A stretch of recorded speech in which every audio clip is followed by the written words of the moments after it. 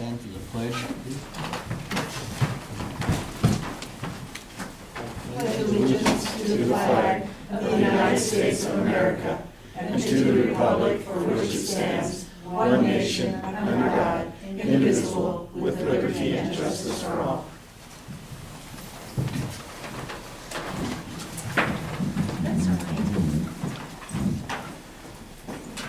Good morning again. We'll start off with the public comment. So, however you folks want to go on it. All right. Come up here or stay where you are or stand up, whatever you want to do. I can stand up. Hold the map. I don't know if we need the map this morning. I guess the real update that you guys want to know is, we're going to wrap up our operation today, and we'll be demobilizing the whole incident management team tomorrow. And so that means that I guess we've accomplished what Corey and the Broadwater County and Ed and the guys wanted us to do. And so at the end of shift today, we'll call the fire 100% contained. We were pretty close yesterday. That northern edge of the fire where it was kind of, they were calling it spotty burn the other day. They just wanted to give it one more day, and obviously the rain last night really helped us kind of scare that up. So we're going to call it 100% contained at 6 o'clock tonight, and like I mentioned before the start of the meeting, most of the crews have been reassigned. There'll be 2 crews left on the fire, and I think 2 engines. And the local Forest Service unit will be managing the fire starting at 6 in the morning tomorrow morning. And so things look really good out there. A couple other things is we really appreciate working with you folks. It's great to come to a place where the county commissioners are engaged and all the local governments engaged. We go many places where, like I mentioned the other day, where they go run and hide. And so I just want you guys to know that again, that we really appreciate you guys' engagement. And one question we always like to ask is, would you have us back? Yes, we hope not. Well, I know you don't. I mean, we do live in the West, and we know the West burns, and so, there's a possibility. And so we always like to hope that you'd have us back if you had another fire and you needed somebody to come in and manage it and stuff. So, the sheriff was great to work with. Your county fire chief, Ed, was great to work with. And, they were present. I think the sheriff went above and beyond. She committed some of her reserve deputies to our organization, and, they were compensated for their time by the fire, but still, we don't see that very often, and I really appreciate that, Sheriff, that you were able to get those deputies for us, because it's nice to have that level of law enforcement at night. Sometimes it seems like if we're going to have a problem in fire camp, that that's when it happens, is at night, and so it was nice to have that, and I really appreciate that. And then from a cost standpoint, you probably are curious how much money we've spent. Since it's all taxpayers' money, we broke $2 million yesterday, and it's quite a bit of money to fight one of these large fires, but a big chunk of that money, about $600,000, was spent on aircraft on the first day when they were bringing in retardant and stuff. And really that first day is what set us up for success. The first 2 days, the aggressive initial attack is really what set us up. We really didn't modify any plans after we got here. The plans that the local unit had in place was what we implemented, and it was a solid plan. We really appreciate all the work that the Forest Service and that the Broadwater County local folks did, and it made our job a lot easier. We were just basically here to support the firefighters, and that's what we did. So you guys have our contact information from the little brochure, so if any point in the future you need to get a hold of myself or Mike or Stan or anybody else, those, just give us a call and we can answer any questions you might have in the future. So that's about all I had this morning. I don't know if you have anything, Mike? Well, I'm just going to echo what John said. I was just surprised with the participation at all of our briefings. We had somebody from the county, from the DNRC, the Forest Service, at all of them, and you don't always see that. Normally after day 1 or 2, that interest drops off and we're kind of on our own. So sure appreciated all the support, and I love ice fishing on Canyon Ferry, so I'm glad we come back. It's not fire. But yeah, thanks for all the help. Yeah, I think Mary Ann has the latest map They of do. the fire, so not much has changed. And then I think she has a fire history map. I do, I like, To if get you to the would like minute. a fire history map, I've given one to your fire department. But it's kind of interesting to see, you know, like he said, we live in a fire environment and it's us learning to live within it, so. I think we would love to have it. Yeah, Absolutely. definitely, I'll leave both of those for you. Thank you. I think that's all we got, unless, I don't know, the agencies have anything to say, or? I mean, yeah, just I guess a few quick, kind of, while we wrap this thing up. We will sign a rescind letter to pull back the letter of delegation. So we'll need someone from the county to sign that. And then I think I see Andy Orta. Yeah. So Bill, AB, he's working on that as we speak. I talked to him this morning. Unless we want to keep it delegated for the rest of the summer, they can just stay put here in the county. Hang out. It work well for me, so. Kind of like the bakery, well, it's you not pay open for till tomorrow. Good victory. And you know, and when I was chatting to Bill this morning, he wanted to, and I'm assuming John, we have a chance to talk, but working with you guys, I don't think you'll have a problem with this, but definitely invite you guys. We're gonna have a closeout meeting tomorrow at 11 at the Townsend office, as well as Andy, the state. So that's definitely at 11 o'clock. You guys are more than welcome to come. It'll probably be a real recap of what John's already been covering. And then let's see. That's Tuesday 11, did you say? I'm sorry, what is it? Yeah, tomorrow, Tuesday. Sorry, today's Tuesday, no it's not. You know, John probably mentioned it already, but the next phase in this process for us will be what we call the BEAR team, Burn Area Emergency Response Team. I know we talked about it at the stakeholder meeting, but we're gonna have some of those folks around the next week looking at rehab work and soil stability, especially with all the rain coming in now. And some of that work will include the state land that we were able to put camp on, as well as the airport. And that's the stuff that John and his folks have already been helping us out on already. So there'll be some people associated with that. And then the last thing is we still have fire on the ground. Fortunately enough, it's in pretty darn good shape, but we're gonna have our folks taking care of it. There will still be an aerial closure in effect, but it's going to be really refined. It's going to be very, basically just that Cabin Gulch watershed. You can still go up the North Fork Deep Creek, but if you go up and over to the East Fork, at that divide is where we're going to keep it closed. Because we're still going to have some folks in there just to keep it safe. And then, you know, the last part is there's, sounds like there's some heat still interior in the fire, which is very common. And we don't want to put firefighters down there. There's no reason when there's black all the way around it. So, you know, come this Friday when it's 97 degrees, you know, we may still see some smoke down in the middle of it, and that's fine. That's exactly what John and his folks got us in good shape for, is to let that stuff do what it's supposed to interior, and we just don't want to put firefighters way down there for no reason. So, just a heads up on that. You might still get some phone calls that I see smoke, and that's okay. Yeah, we had one last night that was showing from camp, you could see it, and for a while there they thought it was a new fire, but it was just one tree that was smoking pretty good that you could even see from the fire camp, so got everybody a little fired up for a few minutes. But they were ready to go again. I mean, folks were like, let's go, here we go. So, and then if folks are coming to the closeout meeting tomorrow, we'll talk more about it. But from the agency side, we couldn't be more happy with the way things have gone with the team, and again, all the support from the county, and it's been a very good process. So, and yeah, if and when, we'd have no problem having John and his folks come back. So that's all I got. We would prefer they come back to go fishing, however. Oh, they did a pretty good job bringing rain, so Absolutely. Yeah. I would definitely have them back. So, I think we all would. yeah. You guys were easy to work with, and I was pleased with coming around. You guys were always talking with me and everything, so every time I walked into camp, somebody was standing beside me. I don't know if it's because I had the yellow suit on. Troublemaker. I think we were all very, very blessed to have you guys all here and working so well. when we were doing the pledge today, I got kind of teary-eyed, because you could hear the voices, and I thought, we've got the feds, we've got the state, we've got the county. I mean, it just, you don't get that lots of places. And the old sentimental one in me kind of gets teary-eyed sometimes.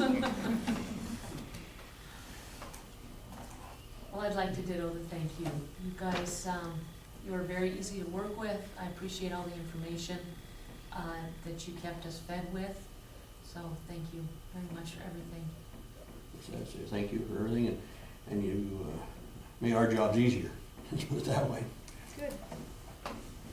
Well, I told, and I might be treading on thin ice here, but I told the group the other night that we've had a great experience here. And we, as a team, we've always had good experiences on the Helena National Forest. They've always been good experiences, but, my hope is that from your guys' standpoint, that I think that there's still a lot of memories in Broadwater County of Modlo Toston. And I know that it wasn't a good fire for anybody involved, but particularly the county and the folks that lived here. And, I guess our hope is that when you think about wildfires now, that you think about Cabin Gulch. And that's what's in people's memory, and not Modlo Toston. And as an incident management team, Stan would always tell you that we've been fighting fire the same way for 100 years, but it's all about how you treat people and the relationships you build while you're fighting that fire that are gonna last longer than the fire itself and stuff. So, I told the team that the other night, that it's like, I hope that Broadwater County remembers Cabin Gulch and not Modlo Toston and stuff, so. And there's been a lot of comments from the public mimicking that too. They appreciate everything that you guys have done and the way you came in.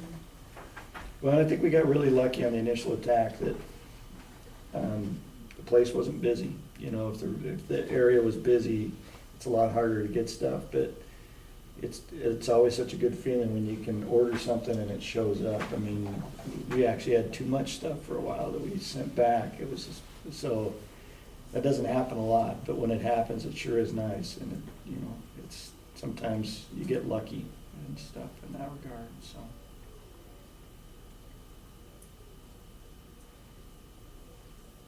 Any other comments or questions for anyone? No? Again, thank you very much. Well, we'll let you guys get back to your important business now. That was important. Absolutely. Well, you got a new fiscal year, now you guys gotta figure out how to spend all that money. Now we have to find the money. I know, that's, I know. Well, thank you. Thank you again. Yeah. Thanks, John, for all You that. bet. Yeah. Thank you. I'll change that, so I just put DNRC letter, but I'll put, since you're gonna have to rescind that delegation of authority, I'll also put USFS, Okay. so that we have it on the agenda. Thanks, Mary Ann. I'll just say DNR. You too. DNRC, USFS, Cabin Gulch Fire.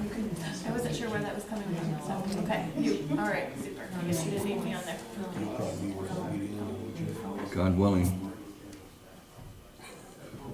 Yeah, we were pretty blessed in one place.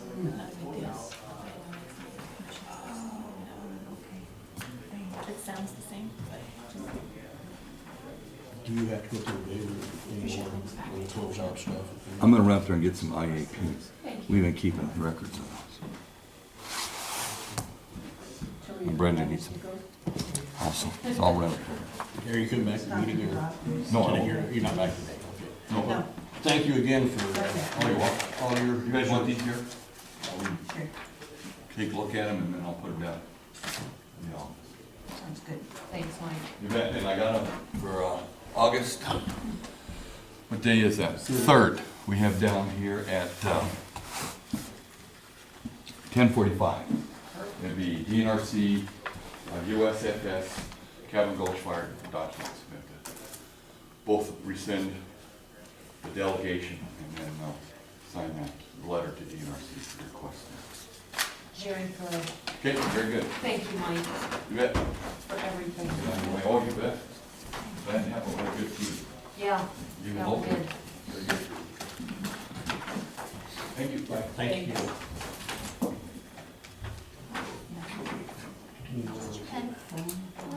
Community update.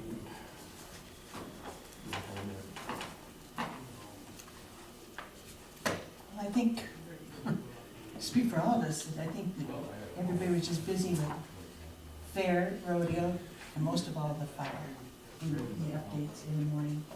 And they were great. If I had to write down something to how I would want a fire crew to act, it was them. Yeah, They were just fantastic. top notch. Yeah. You know, they got the fire out, and they were good to work with. So, Very good, yeah. And I think our local folks too worked awfully hard as well. It was a fabulous team, great team effort. And again, we were blessed in so many ways with this fire. Do we hope to have to do it again? No. But if we did, I want those guys again. Absolutely, yeah, without They were question. nothing but the best. Yeah, yeah, And I did get teary-eyed, to be honest, listening to doing the pledge, and you know how you kind of hear the voices like that. You know, there you got the feds, you got the state, you got the county, you got the locals. What more could you ask Yeah, for? you're right. yeah, It's what's nice about living in small towns. Yeah. You know, you really come together and you know the people that pretty much, you might not remember their names, but the faces are familiar or vice versa, so it's, and if it wasn't for Facebook, I get on early in the morning and I saw that it was up there, and I knew Jen and Linda lived up there, and I called them. They were outside, turned around and said, oh my God, they didn't wait for evacuation order, they left. So it was nice having a way to hear about it and the updates and Ernie and his updates and stuff. So I really appreciate it. Sorry if I interrupted. tell them. Well, and, you know, and John said, the Corey's team was the first push, is what really set it off. Right. Yeah, yeah, And I think that's a lot to be said for our locals. absolutely, absolutely. Yeah, that was part of getting all the equipment there fast. Like you was talking about. They knew who to call and what to do, and they did it.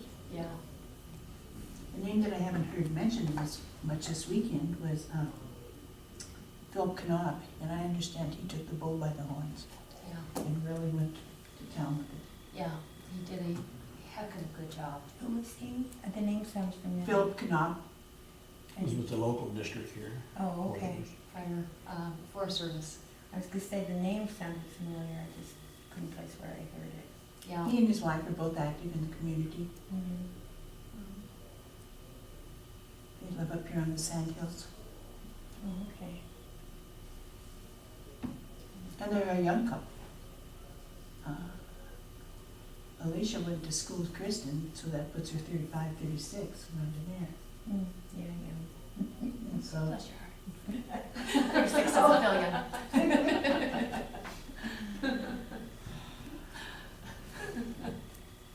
It's all relative. it's only age, it's only number.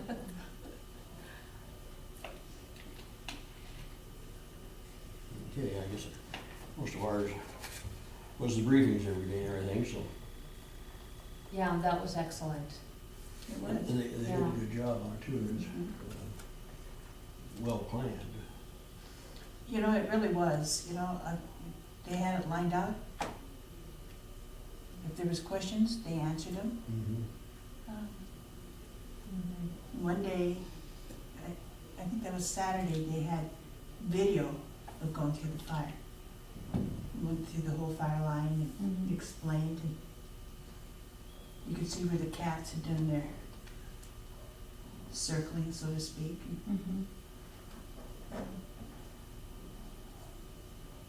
I just can't say enough good about them. Makes good when they have that, like that to show it. and people, you actually know what's taking place.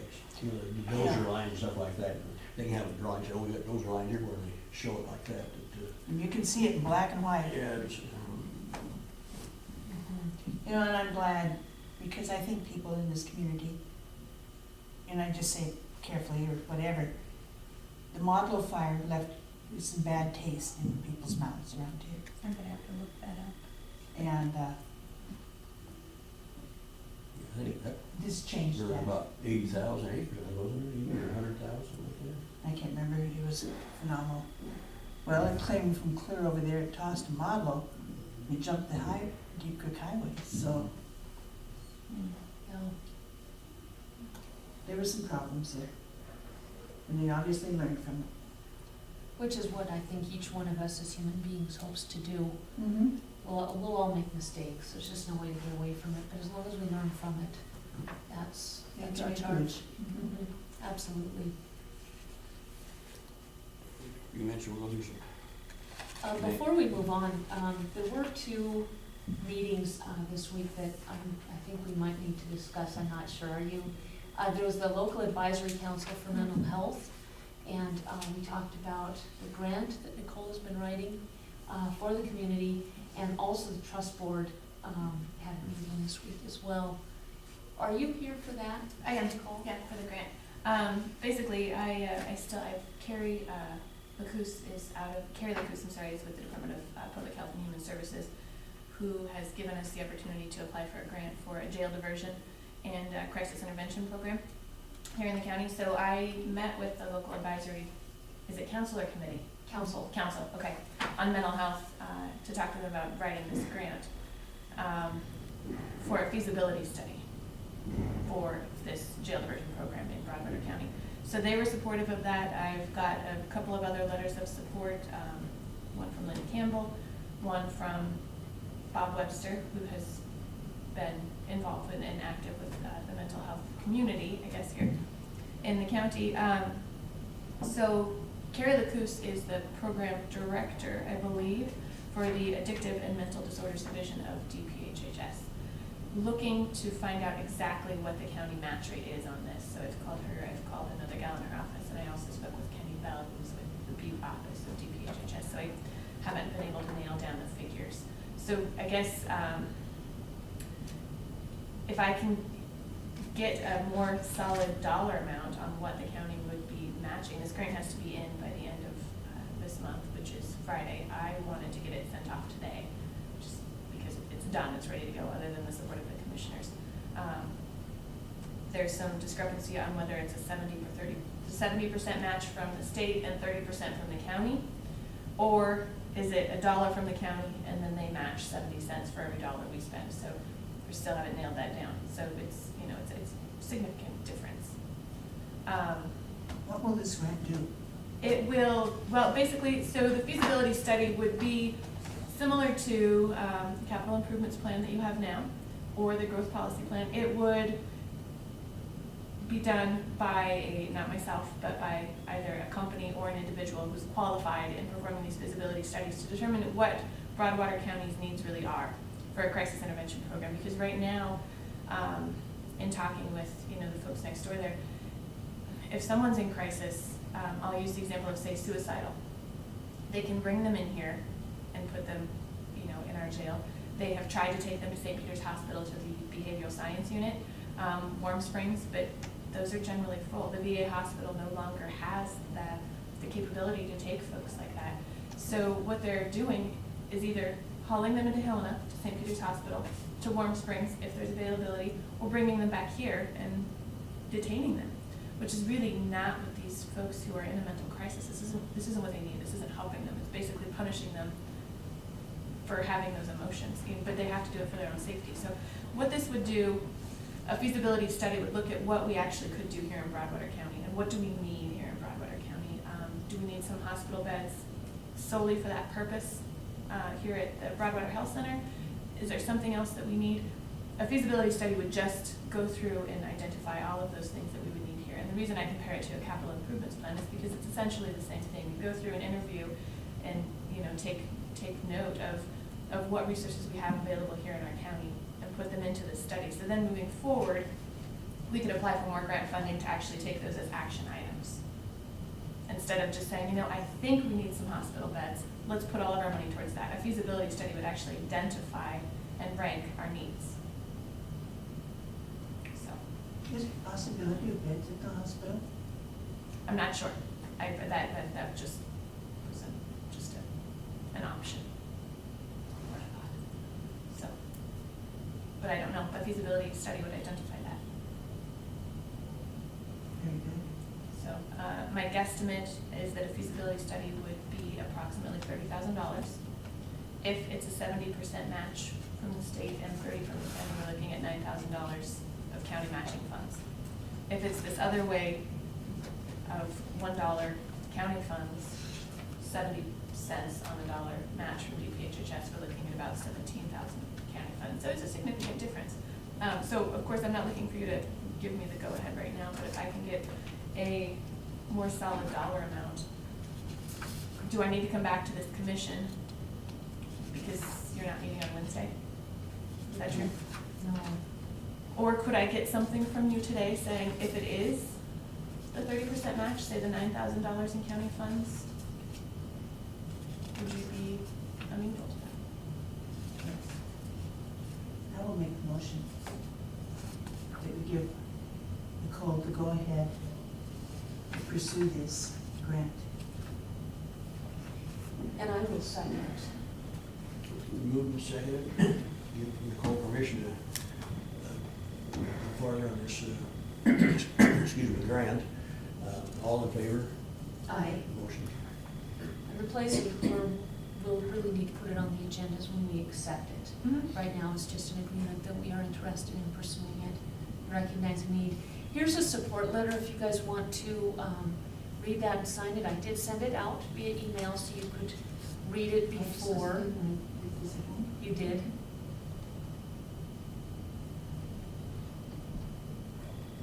We probably should have a vote that we're signing a letter of support for So this moved. grant. Second. Seconded, you're signing letter of support as stated. All in favor? I think so. We'll just have an original downstairs. Aye. Aye, I'm sorry. Did you vote, Laura? Mhm. Oh, okay, okay. That's passed. This is the one that, It's the same. okay. Thank you for your support on this. You know, I've been newly involved with the council, with the LAC, and, you know, the work they're doing, it's a thankless job. So It's somebody's gotta do it. So important. And if you talk to the guys at the sheriff's office, they'll tell you, most of their guests at their hotel over there. Yeah, I think the percentage is 80%. 80% of the folks next door are, I'm sorry, incarcerated. I shouldn't roll them all into the same category, but you know, are dealing with a mental illness of some sort, and a lot of them are self-medicating, either with drugs or alcohol. And Yeah. I think we can do better. I think that we can do better for our citizens in this county. So- Definitely. So anyway, I think this feasibility study is a really great start, and you know, we instead of just taking a shot in the dark and saying, hey, let's get some hospital beds, or let's, you know, work on a startup facility, we really need to know. We need to have some professionals come in and tell us what would work here, and what do the mental health, you know, citizens of this county that are dealing with a mental disorder, what do they want? What do they need? So I appreciate that very much.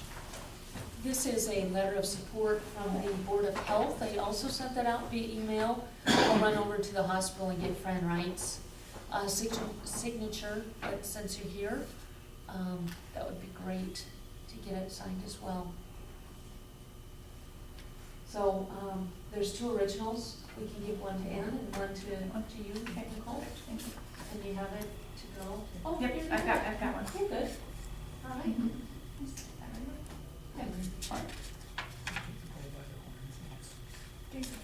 Very good. Can you do it again? Sure. Oh, and you know what? I'm gonna go and get Fran, Perfect. and then I'll just bring it to your office. All right. I'll give you one now, though, for the record. And then just get Fran to sign this one, if that works. Okay. Fantastic. Well, thank you very much. Thank you. Thanks for your work on this. You've done a good, very good job. Thank you, it was a fun project. And I think there'll be more in the future. Well, that's good. Yeah. I have to keep you busy now, mischief. Right, yeah. Idle hands. Great, well, thank you very much. Thank you. Nicole. That's all right. We were just talking with Nicole about the crisis intervention and jail diversion grant. So that's what the letters of support were all for. And I had written a letter of support. I just wanted to be here and let everyone know that that's something the mental health LAC is really in support of. Yeah, it's important. Thank you. Okay. And you want, I'm Michael Stevenson. oh, okay. I'm chairman of the local LAC here.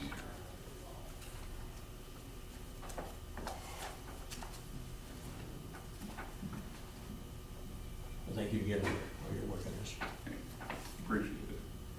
Appreciate your support, folks. Absolutely. Have a good day. Okay. 10:30, public hearing for preliminary budget.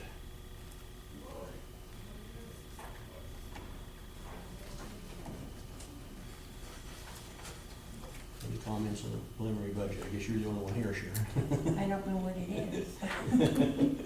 So, anyway. Just say yes. First of all, you need to close, we've been through this before, you need to close the regular meeting and open the public hearing, Franklin, in order to Okay, hear I guess I public did jump comment. on that a little bit. We'll close this meeting for the commission meeting for the public hearing on the preliminary budget.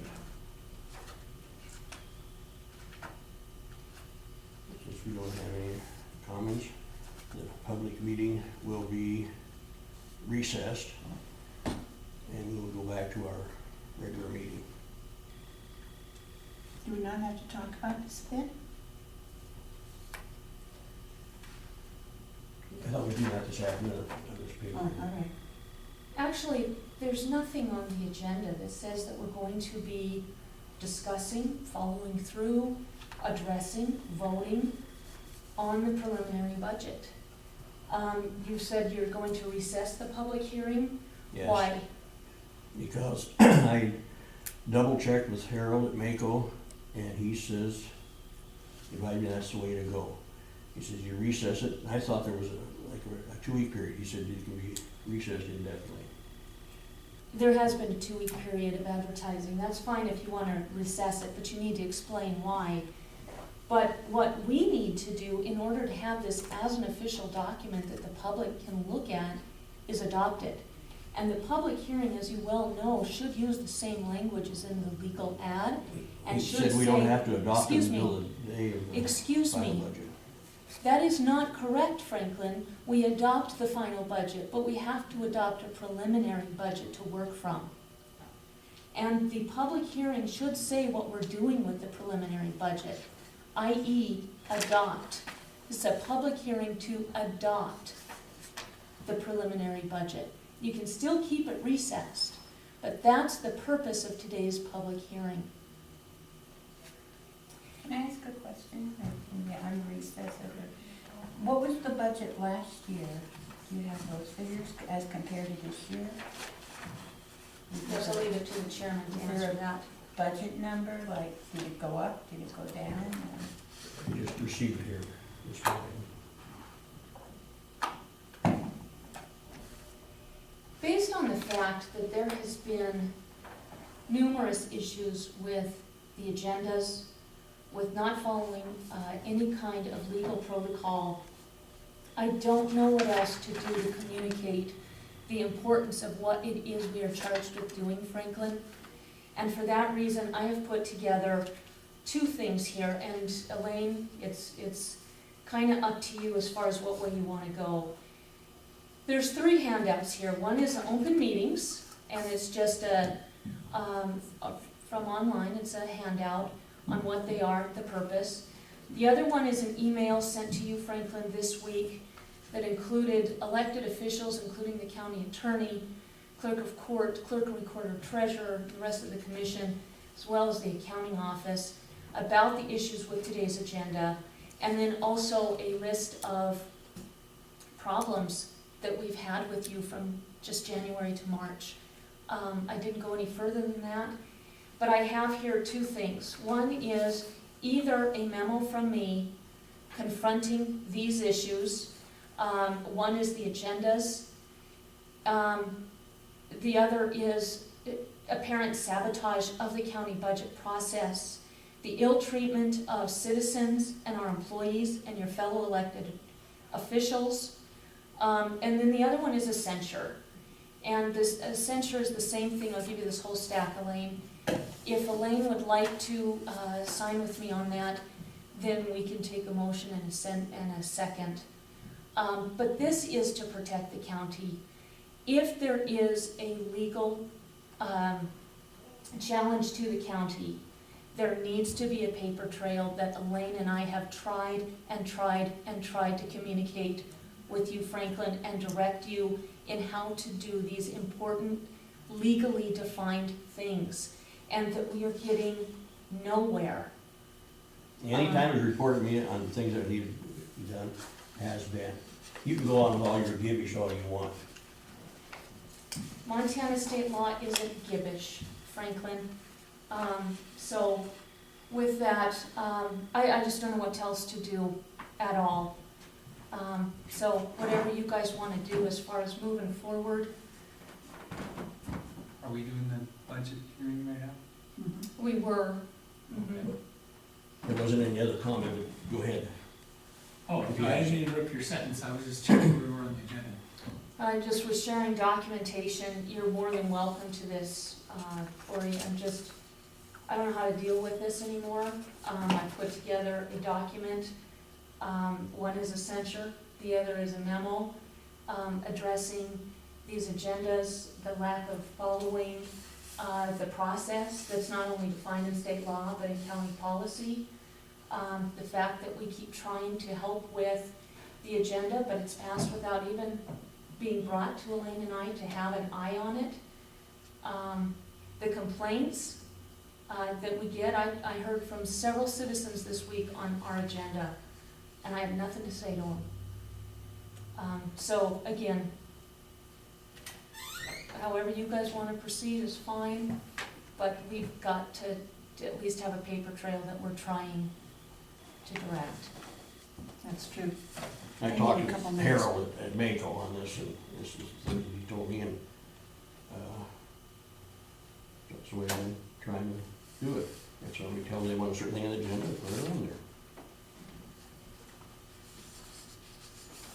I need a couple minutes to move this stack. Sure, I'm more than happy to just wait. We have plenty of time today. So the sheriff and I are here we thought we were doing a preliminary hearing on the budget right now. Are we doing that?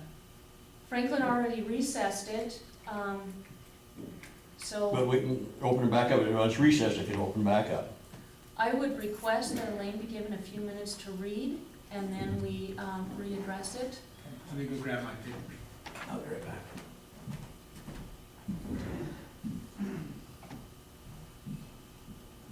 You can have that for the record.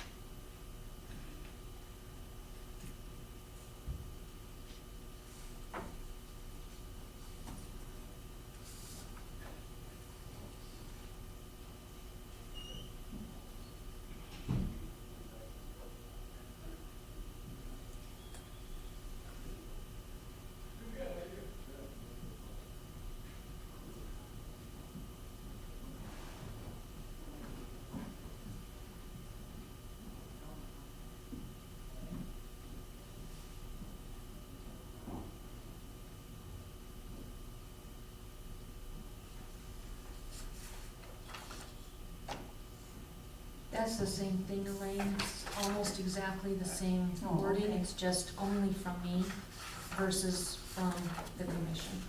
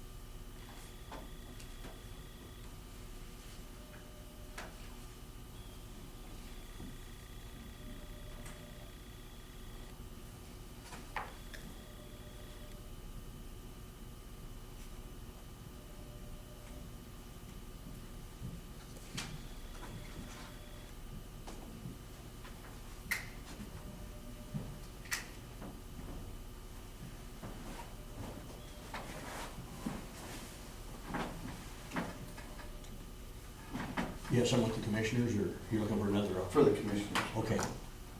What's your name? Sean Hill?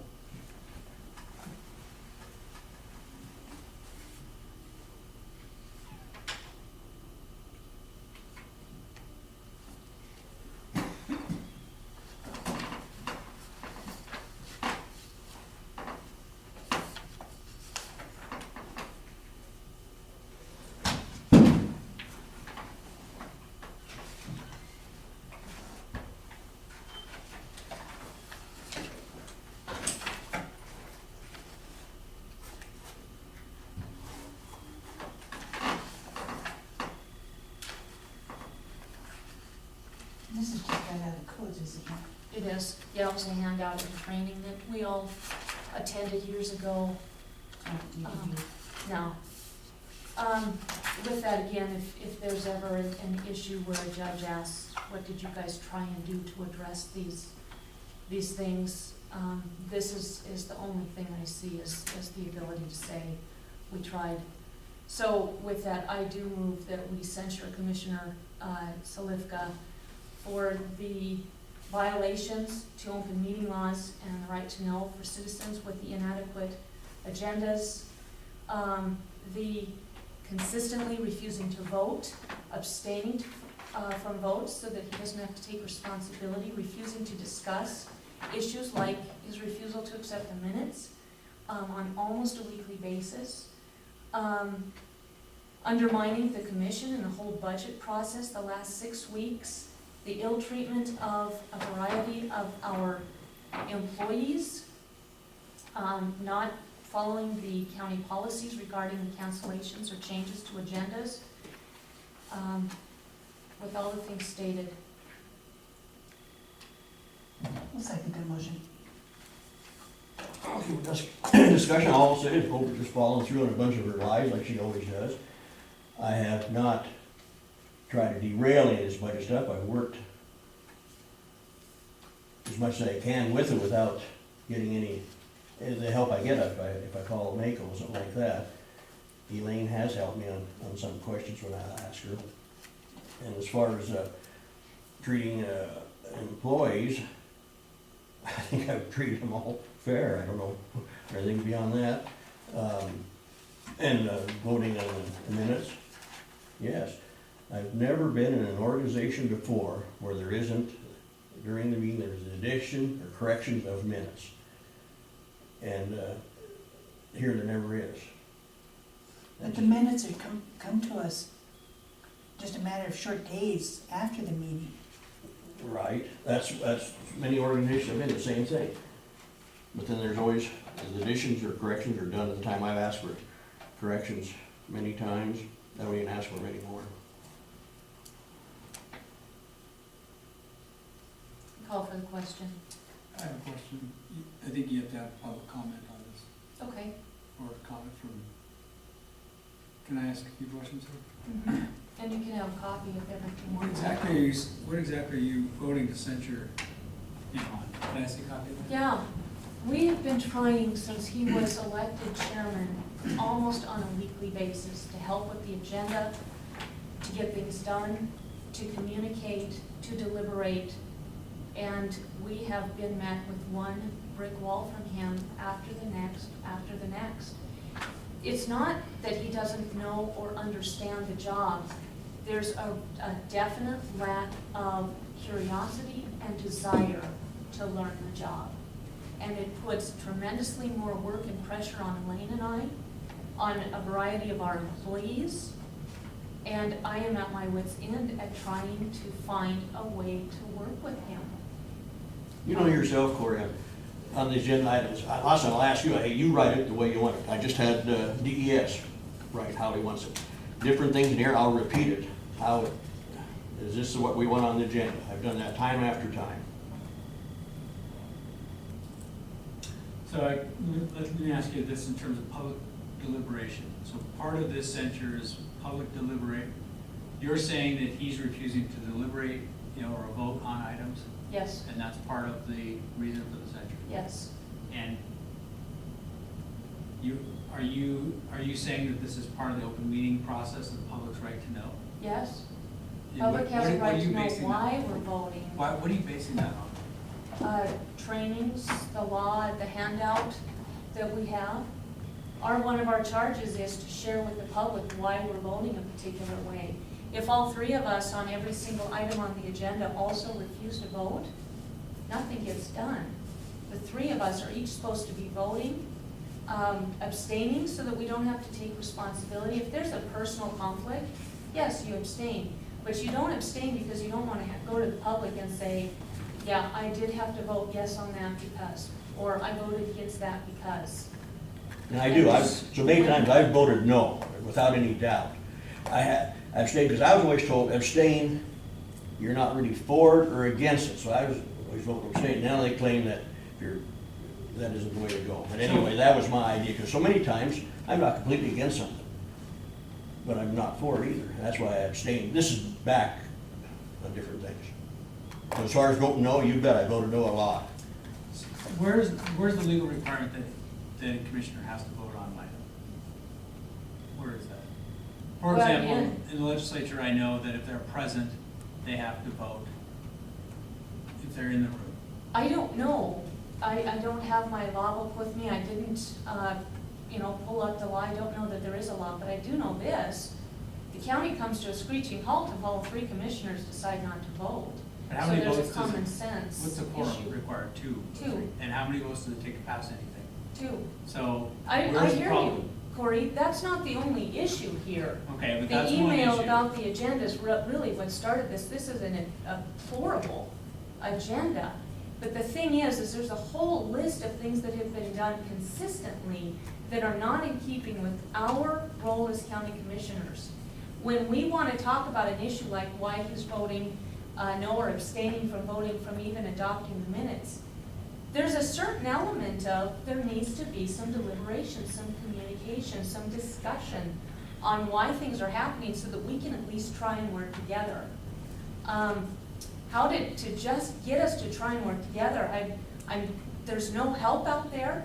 I don't know what else to do. Again, it's adding to everybody's workload, it's adding to our stresses, and I just am at my wit's end as far as trying to figure out how to do something so that we have some kind of a productive, positive team for the county. And you think That's this all is it going is. to head us towards a productive, positive team? You know what? Nobody else has had any idea or suggestion or any input as far as what to do.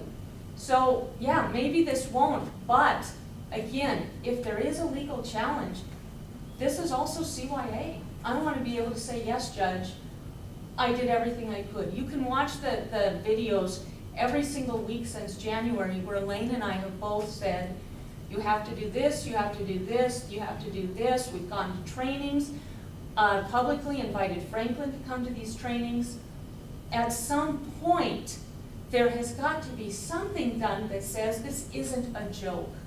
This isn't a job that you just come to a meeting once a week and collect a nice paycheck and health benefits. There are things we need to do. And deliberation over issues, voting on issues, is the very basic of what it is we're trained to do in the different trainings we go to. If that was the only thing, this wouldn't even, it's part of many issues. But this latest agenda is really what brought this to the forefront. Okay, so back to voting. Number one, I didn't even know about this in advance, didn't research it. I don't know that there's a requirement that the commissioner has to vote, nor that the commissioner has to deliberate or comment on items. So those two right off the bat appear to me to be in completely wrong basis for the commission to censure one of its members. Okay, Secondly, I am disturbed by the fact that I wasn't asked or consulted on this in advance, because this is a significant step for the commissioners, two commissioners to censure a third. And if this is done on a basis that can't stand up in court, he can immediately challenge that, and now we're back into the same thing of lawsuits against the county by members of the county, and particularly if he wins, I mean, what have we done that's productive here? well, you Nothing know as well as whatsoever. I do, there's no teeth to a censure. I mean, it's a Hail Mary pass to try and get us on track of doing what we're supposed to do and take us away from the Keystone Cop reputation that we have. This is not going to but- help that reputation. This is a Corey, this is I a don't know public what is shame. gonna help, but doing nothing and just banging our heads against that brick wall isn't helping either. You know this doesn't have any teeth to it, everybody knows that. Tori, how many times It's have been in just- your office here in the last couple weeks on easements and different things, getting information from you? A lot. Okay, I'm just telling you, legally, I don't see a basis for, just based on those items, I don't know what the issue is with this week's agenda. What exactly is the concern with this week's I agenda? included you on the email. The issues with this week's agenda is lack of disclosure, for one. The public hearing, what are we doing with the preliminary budget? That should be in the public hearing. It should mirror the legal ad that was put in the Broadwater Reporter 2 weeks ago. After that, in order for us to work on the preliminary budget, we need to adopt it. He can keep the public hearing open as a recess, but we still have to adopt the preliminary budget as presented. There's nothing on here for us to do that, so we cannot even be discussing the budget till we have it adopted. We'll still do that, but Department of Revenue / what are we discussing with the Department of Revenue? I'll say that It real should- quick, that's at the lease, it was already voted on and everything, then the last meeting, decided, well, what was the lease amount last year, it didn't say on there. And in the meantime, I contacted and found out what that is. But that's not what the agenda says for the public, Franklin. Well, it's been on there 2 different times, I believe. But this agenda for today needs to be clear and tell the public what we're doing. Remember here, I'll tell you a good thing that come up here a while back. I had this on the agenda and I read it off. I said, now this is the way we want it. And I had Broadwater County, whatever the item was, / discussion and decision, I think is the way it was. I read it off. These are the words Obert told me. She says, you can take Broadwater County off. You don't need that. You don't need the word discussion. She says, we pay the paper by the word, and you've got to learn where you can save some money. That was what took place right there. Franklin, you attended a training at a MACO conference, you and I both did, that Mike Saystad held on how to do agendas correctly. This is not in keeping with that. Corey, if you would feel better that it not be a censure, I'll put it in as a memo. I want a paper trail that there has been consistent and continual attempts to work with Franklin to make things correct, as we have been trained to do per law. So if that would make you feel better, that's fine. I don't care if it's a censure or a memo. If it's okay with you, Elaine, I will rescind my vote to censure, and I will submit this memo. Do you want to sign on to the memo with me? It's exactly the same. And it's totally up to you. the word censure then? No, there's no censure. It's again, no teeth, but we're taking out the C word. So it's just a memo regarding violations of the Constitution of the State of Montana and Broward County policies by Commissioner Franklin Salifka in his acting role as chairman. That's the other place where the issues come is, if you're not even gonna let us see the agenda prior to publishing it, which has been requested multiple times. If you do something that's over, it's how right. can we Anytime I help do you something, you with challenge the it, and agenda? all that BS that you do. You've done it all the time. Okay, Could I ask one more question? I don't, if this is the bone of the contention, why, you two have the votes, why don't you elect a new chairman?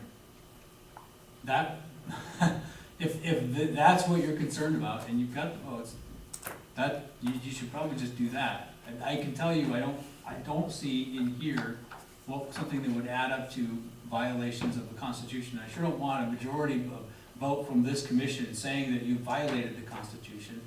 That's inviting a lawsuit from somebody. okay, So- then it'll just be a memo from me, and if you would like, I would be more than happy to provide a complete list. You know of some of them from closed-door meetings. This has gotten to a point where he is putting the county in jeopardy, and I want a paper trail that I have been trying. And I'm sick and tired of being the one working here all week long that has the public and the employees coming to me saying, what the heck is this agenda? What are these items? What are you discussing? How can you publish this agenda? Well, it was after a couple of those kinds of complaints that this started getting written. This is ridiculous. We cannot do any business based on this agenda. Another suggestion would be adopt a policy that the agenda has to be approved by all 30 before it's. We have two that say exactly that. Two county policies, the open meeting laws and the public meeting policy. Both of them say that. And even though we have requested it multiple times, it has not happened. And then we get agendas like this that don't have us able to adopt the preliminary budget to do our basic budget work. We can't address the Department of Revenue lease request because nothing on here gives us the legal authority to vote on those issues. NACO said we don't have to right until we're ready to adopt the final budget, on the preliminary budget. But that's, the Department of Revenue, that's not budget. No, So, that's at least, in fact, you made the motion, I think 2 meetings ago, to go ahead and sign that lease. I'll take this back, and I will go ahead and take off the censure, but I am putting in this memo, Franklin, and you have a copy of everything, if I'm not mistaken. I'll just add on my own as a single commissioner. That way, there's no risk of this commission acting. As far as why we don't vote you out as chairman, you certainly have done a deplorable job. You have not followed the laws nor the Constitution, but the thing is our structure is every commissioner gets his turn. Just when If things don't Elaine go and I- exactly the way you want it, it's just the way it's been. If From day Elaine- one, I was lied to since day one in this job. Go on in, Julie.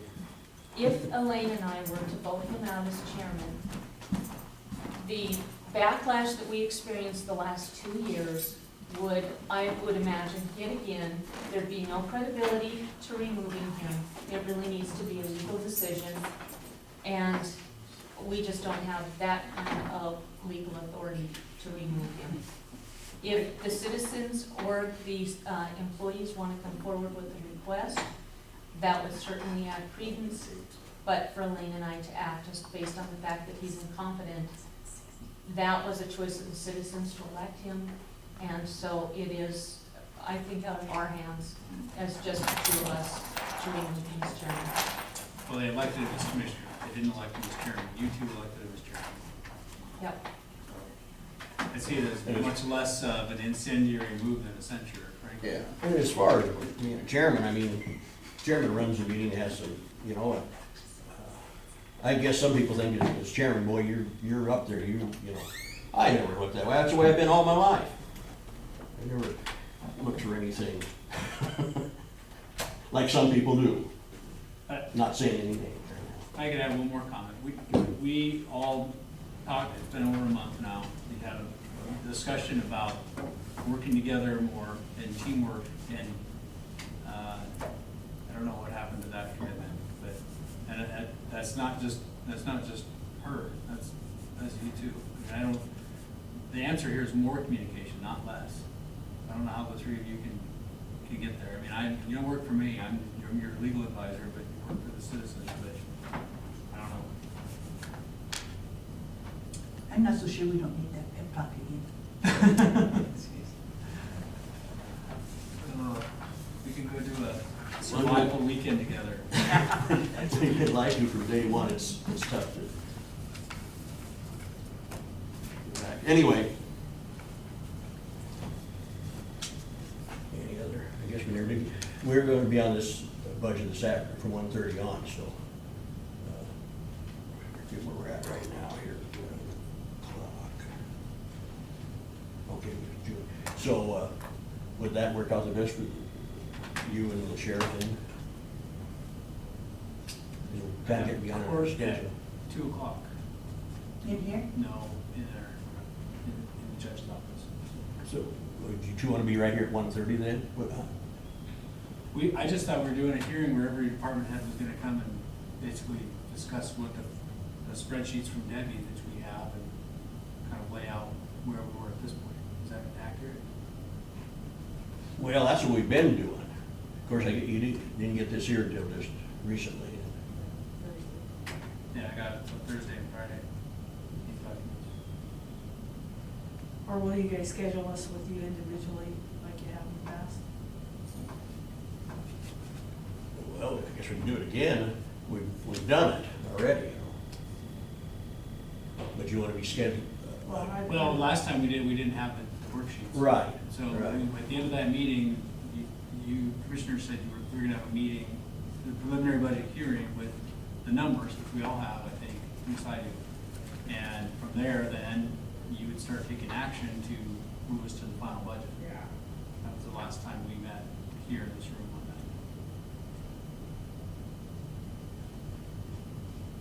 that. So I guess I'll say it again. Would you two want to do it this afternoon then, at 1:30? I could do it quickly. Okay.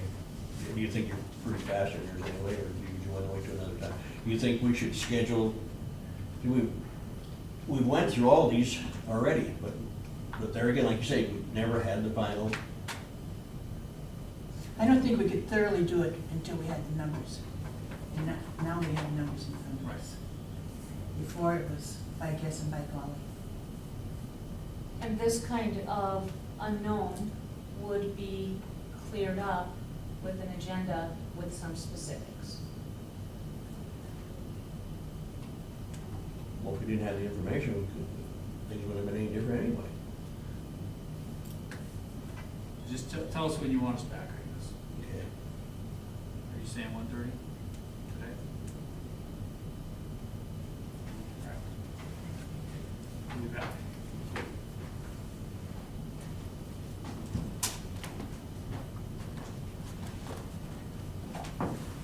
Thank you, both of you. Julie? 11 o'clock. Did Debbie provide you with any information? You haven't? We have, yeah. Okay. So Did you you should bring get, more stuff? pardon me? Did you bring more stuff? Well, did you get the cost for sanitarium? No, we don't have that. We have your whole budget, and then each department got their own cost for Okay, so personnel. is this what you Yep, got?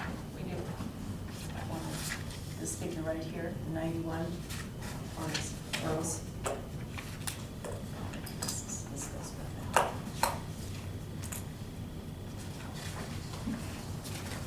This right here should read.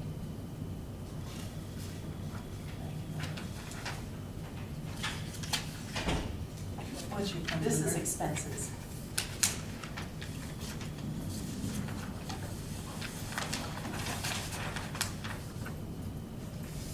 Thanks, Julie.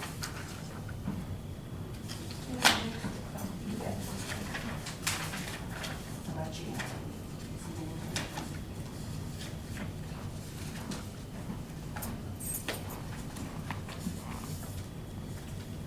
So basically what I'm proposing is hiring a second sanitarian at $18 an hour to come in and help me with some more work. As you know, I don't have Debbie anymore, so I have no administrative help. Plus, the legislature passed a bill on the cottage food industry, and that is going to be taken care of strictly by the counties. What is that, cottage food? They're gonna allow anybody that wants to make potentially or non-potentially hazardous food in their home and sell directly to the customer can do that. Okay, so there are certain things listed in the law that allow them, but there's also information, if they submit a process or a food, and they can prove that it's not going to be of any health risk, that it's not potentially hazardous, those items may be approved too.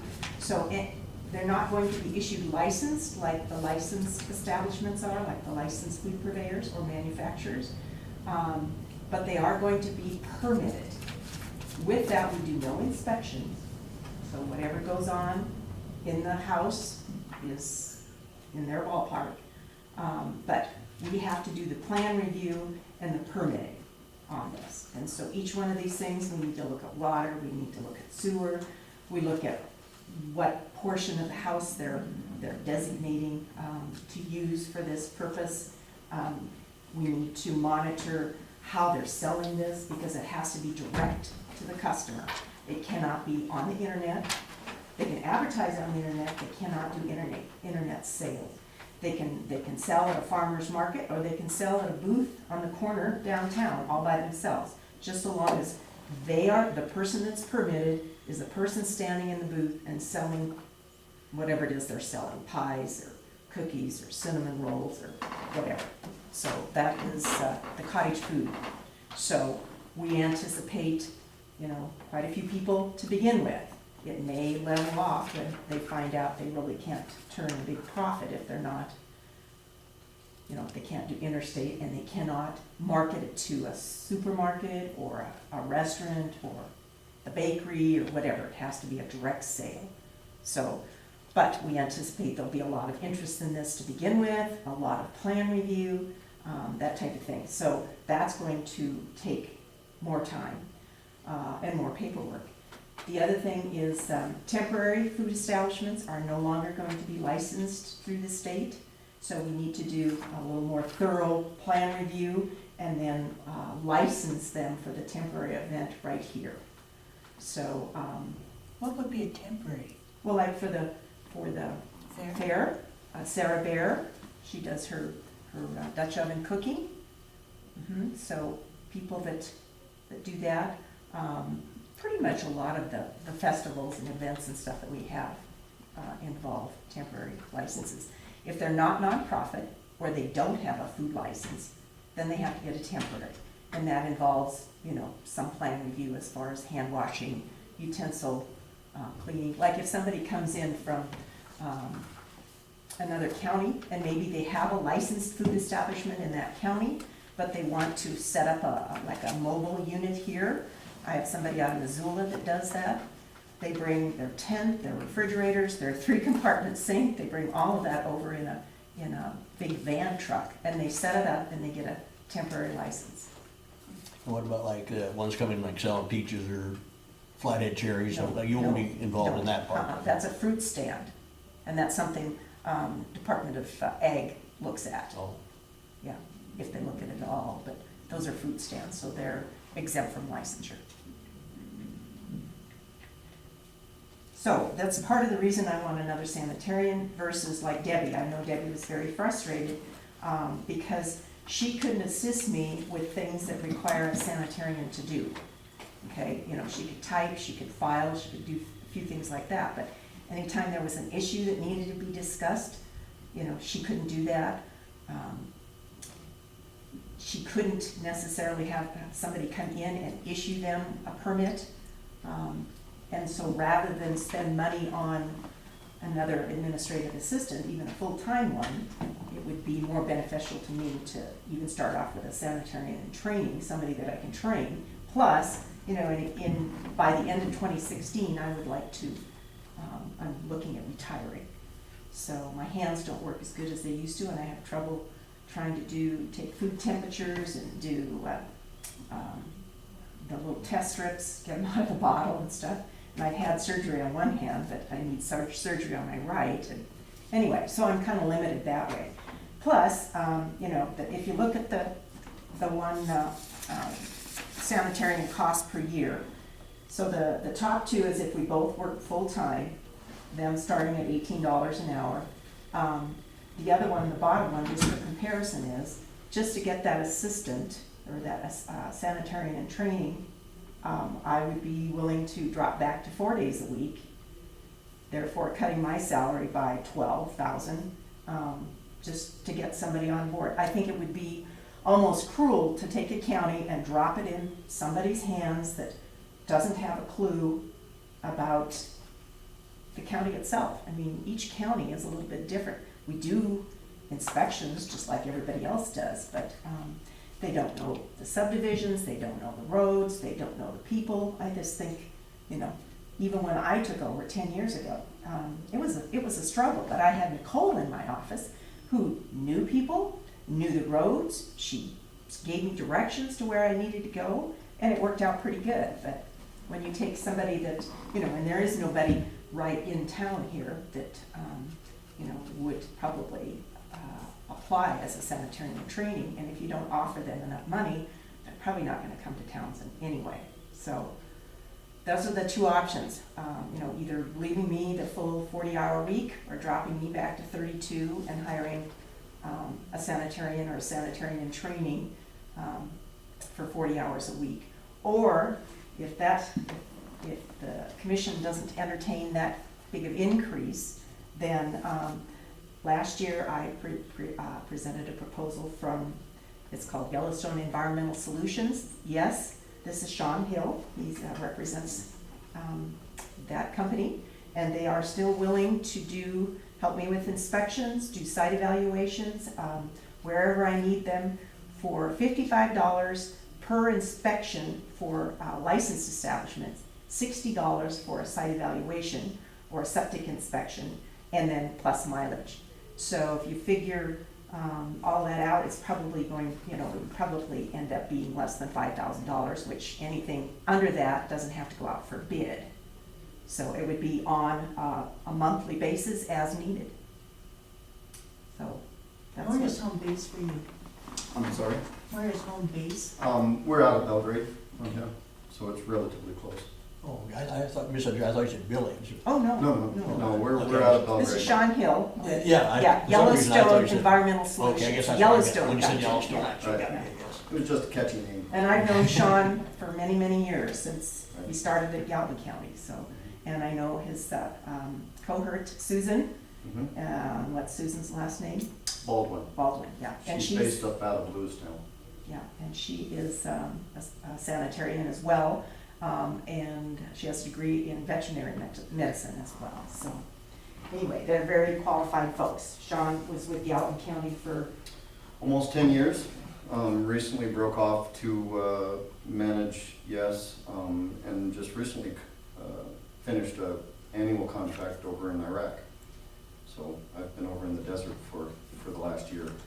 and he made it back safe and sound. So Safe and sound. anyway, any questions for either Sean or I, or something you're gonna mull over a little bit and get back to me on?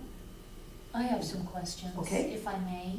I'm looking at our salary resolution and the desire to start a sanitarian in training. I think it's a good one. I talked to Harold, I said, what is this? I've never heard of it before.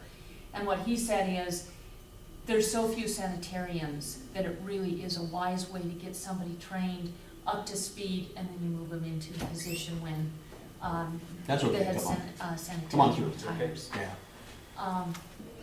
So I think this is a good idea, but I have some You're questions for going to you. the judge's office. Sorry. That's all right. On that same, go ahead. Well, $18 an hour to start. Mm-hmm.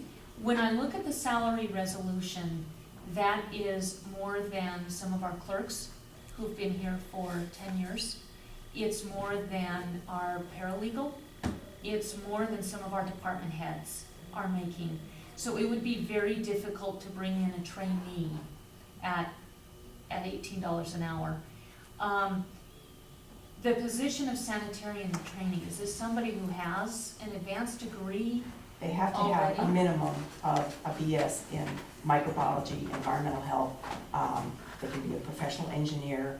I visited with one gal that has a master's in microbiology, and they are building a home here out by Radersburg. And she mentioned interest in it last year. So I mean, they have to have a college education, and in some counties they are requiring a master's now. Or a combination of experience and a master's, but a sanitarian in training, basically they have 1 year to train under the supervision of a licensed or registered sanitarian. And at that time, within that 12-month period, they have to take the state exam and pass it with 75% or something better. And then they can practice as a sanitarian on their own without being supervised. But SIT has to have that, but they are required to have a college degree and, experience or something related to the field. My concern is, like you mentioned, clerks and people, if they don't have a college degree or an advanced degree, that's something you have to pay for to get the person to work here.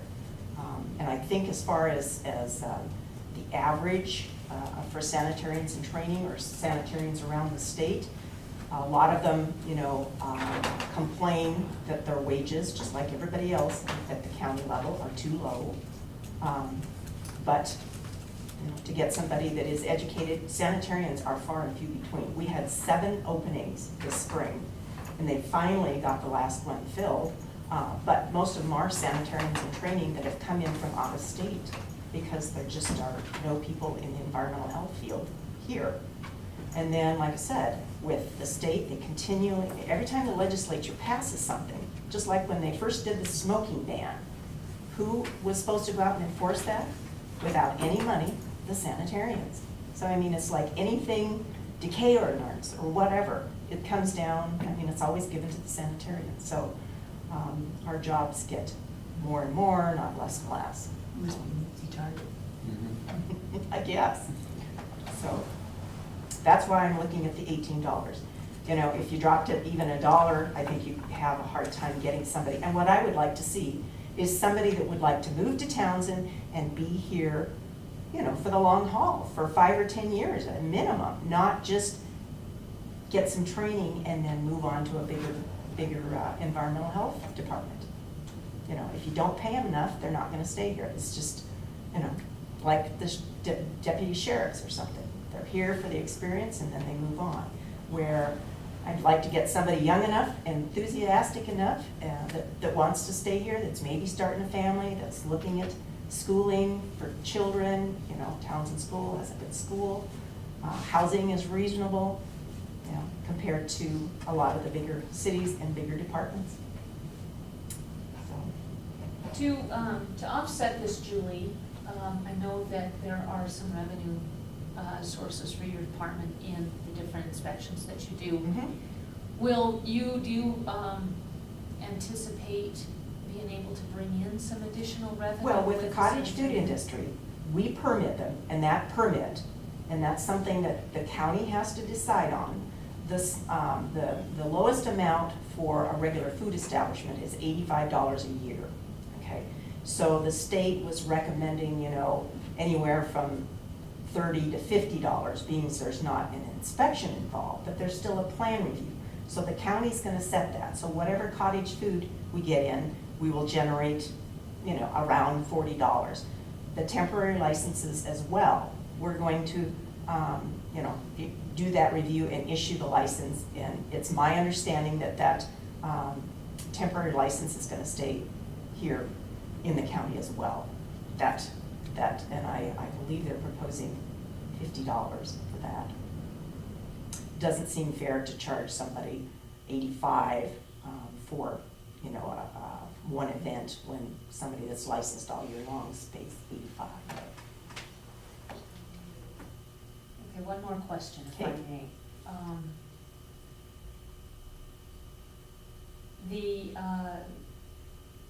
Well, two more questions. One is the $10 fee we talked about, I think, 2 years Mhm. ago. Right.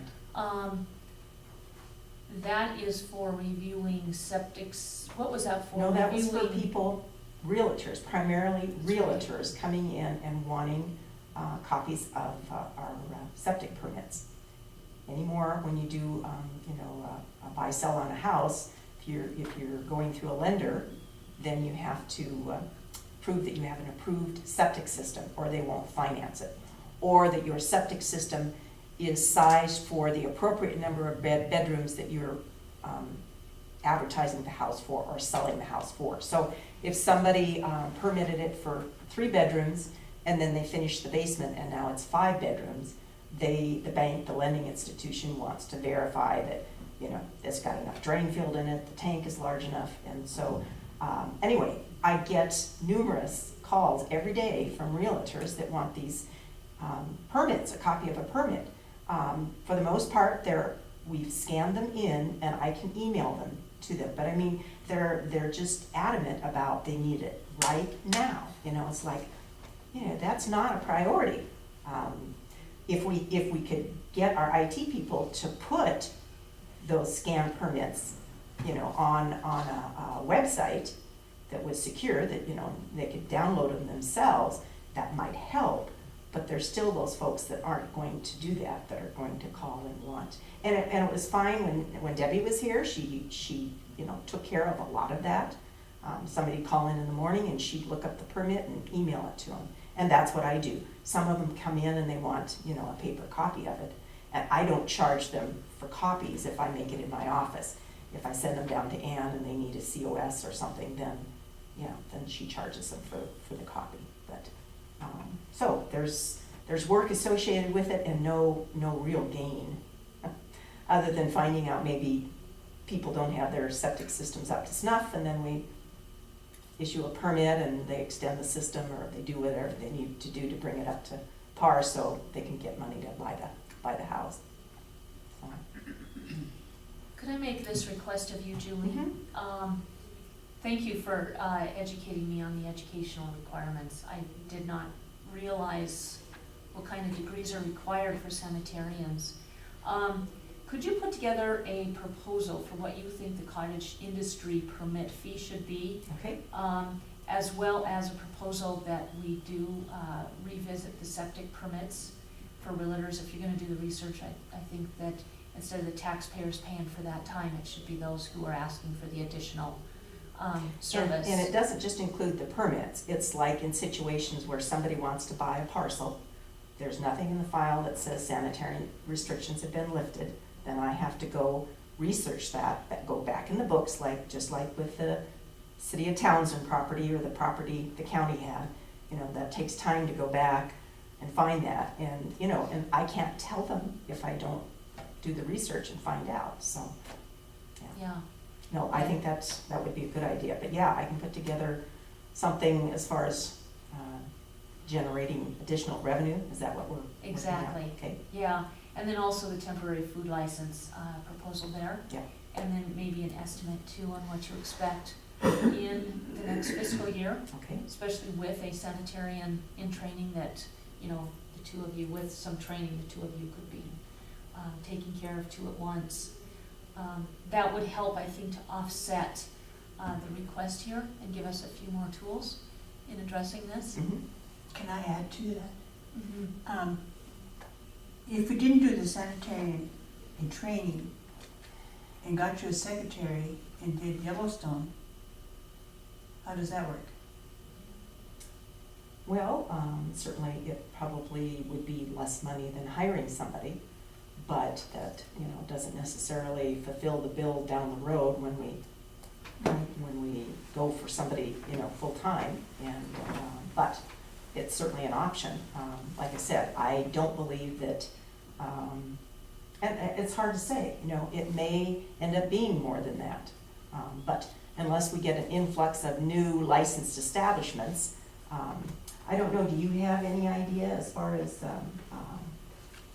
you know, this cottage food stuff, reviewing, doing any plan review? I don't, only because I've only been back in country for a couple of Okay. weeks. Okay, Um, so you and I can but work together and we maybe can come up look with. into that. We can also certainly modify whatever agreement we might have to reflect or compensate for whatever she might need. That's one of the good things about Yes, is that we're pretty flexible in that realm. We just need to project out far enough to manage our time appropriately. So, we can do any sort of combination there. Because there wouldn't be an inspection involved with it, it would strictly be. The issue a about plan review. sanitarian and trainings is even though they might have the education, they're certainly a licensed professional, they still don't know, as Julie said, they don't know the county. They don't know, they pretty much don't know anything. They're fresh out of college. So the time commitment to training that individual to provide the full professional aspect of it is about 2 to 1. It will take you 2 hours for every hour of output you get from that sanitarian and training. So one of the things the commission needs to take into account is that sanitarian training is not going to be able to produce anything for a period of time. And that's why, a full-fledged sanitarian who can just jump right into the role required is a bonus, but you're not going to get that for pennies on the dollar. So something else to take into consideration, that year of training for that SIT is pretty significant, especially if they get the right training. They can really provide a good output for you. But if they don't receive that training, then that's where you run into pitfalls down the road. Yeah, it's a period of bringing them up to, because, most of them, they've talked food microbiology, they've talked, epidemiology and infectious disease and all that sort of stuff, foodborne illness. But as far as actually going in and doing an inspection, that's not something, they learn in college. Or knowing certain septic regulations and being able to go out and inspect that. So it's something to begin with, you're doing together. And then, when you feel comfortable enough that they understand what they're doing, then maybe you turn them loose on an establishment, have them do an inspection, and then you follow up and see what maybe they've missed. That They type of really thing. are in training. Yes, they are. Yes, they are. So, So, if you have somebody who's hired to be in training, is there a contract that they stay beyond that training? Because what's the point of them being trained here and then the end of the year they go somewhere else? So is there some kind of an obligation they have to meet? not that I'm aware of, unless, that's something that, but can you put that kind of stipulation on somebody when you hire them? As a You county can. employees, you can, okay. What that would look like, I think we could. we'd have to work Like a with the county 2-year attorney. commitment at Yeah, least or right. something. Attorney to figure out how, Lots of sheriff's offices around the state do that, Yes. so I know it's possible.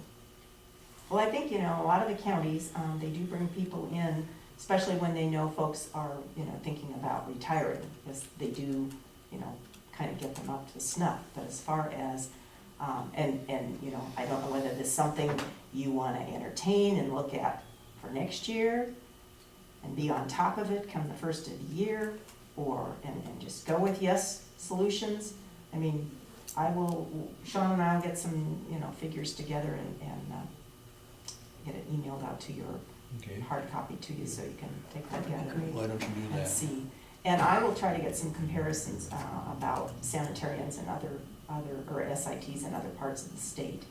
But like I said, when they go into Helena or Missoula or Bozeman, there's,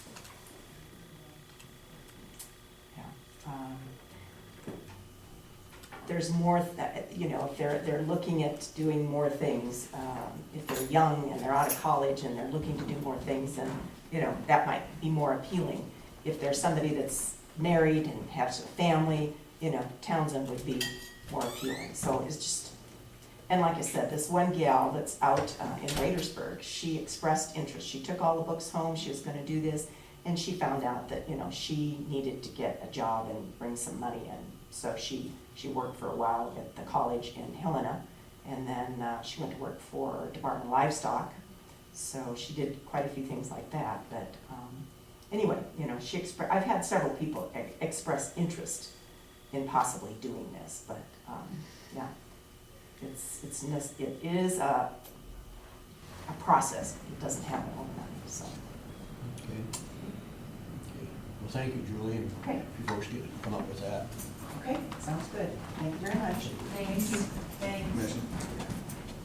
Thank you. Thank you. Running behind your schedule, Val. Good morning. Hello. Hi, Val. Oh, thank you.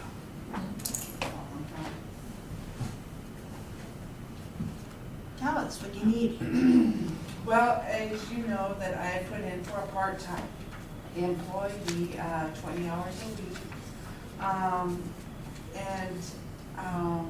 I ran my numbers this morning to see, because it seems like we're just busier than we have been in the past. A lot of it isn't so much that our numbers are up, but other things in the office have come that consume our time, especially my time, more than Audrey's. But when if it consumes my time, then I'm not able to help with the indexing and the filing and the everyday stuff to keep it up and going. This summer we've had major changes in our, just a minute, let me think, water commissioners that have totally just been way out of hand. Because one of the creeks hasn't had a water commissioner for over 30 years. The other one, it's been several years that they've had a water commissioner, so there has been some disgruntled people that think that I can assist with those matters when I don't have actually the authority to do anything with them, but to listen to them. Our agendas on Friday, our law motions days, on Friday, instead of, it used to take us like an hour to 2 hours to do them, now it's taking us at least the morning and sometimes into the afternoon. So then on Monday, that means that I'm doing minutes all day. And on Mondays, I'm also by myself because Audrey works the 4/10s. So, you know, when you're by yourself, you're doing all that. But it's getting very overwhelming. And so I'm just asking for a 20-hour person. I would be willing to share that person with someone else if someone else wanted a part-time person also. You know, a lot of times if you have a full-time employee, you can get different, you know, applicants and stuff. There's not a whole lot of people that are just wanting to work 20 hours. We have tried to have like a part-time come in and fill in for us and stuff, but that's really hard. You know, they'll come in and they'll work with us for, you know, a little bit, and then, you know, they don't want to do it anymore, or they find a full-time job. So then all that training that you've done is out the window, and so now you have to start all over trying to find somebody. You know, we thought, well, we'll try an older person that's retired that doesn't, you know, want a whole lot of hours, but then, you know, they'll try it for a while and then, you know, they're busy doing their own stuff too because they're retired and they don't want to be tied down. So we tried younger people, but then they get a full-time job, and you can't blame them because they need the insurance and the benefits. So, but if somebody else wants a 20-hour person or something, and you guys are considering you would consider making it a full-time position, I'm more than willing to share that employee. What do you think you're gonna have to pay? I was thinking at starting it at $10 an hour, that's what I pay the part-timers right now. And, then we can